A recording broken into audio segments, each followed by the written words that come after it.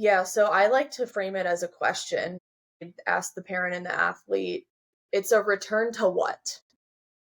And they're like, the game.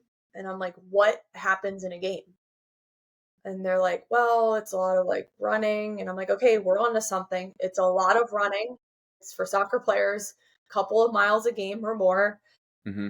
hundreds of accelerations, decelerations, changing direction, and then the cognitive piece and learning that again, learning how to react in a chaotic setting.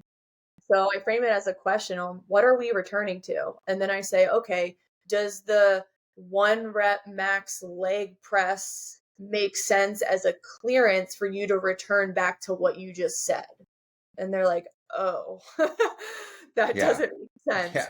So I'm like, okay, so then the clearance has to be mimicking the game. So have they built up the conditioning enough to get back in the game? The mileage, have they gotten their heart rate up enough?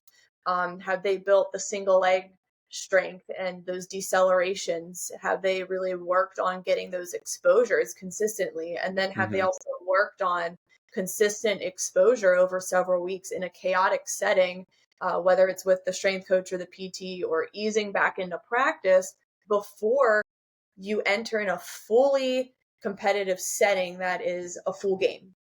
And Hmm. this is one of the biggest mistakes in rehab, and why a lot of re-tears happen is because that rehab towards the end is incomplete. And a lot of girls go from 0 to 100, and the first thing they do back is a full game. Hmm. They haven't had those reps in practice gradually. And I like to layer it in. I like to start with, okay, you can go back to practice, but you can do all the walkthrough unopposed technical drills. Okay, Yeah. then the next layer, get into a small sided game, but wear a penny and no one can like touch you right now. And just go at like half speed. It doesn't need to be full out, like go for a ball. Just kind of be idle, but like move a little bit. And then the next layer is, okay, take the penny off, some more contact, but still not too high speed yet. Don't like tackle your most physical girl on the team yet.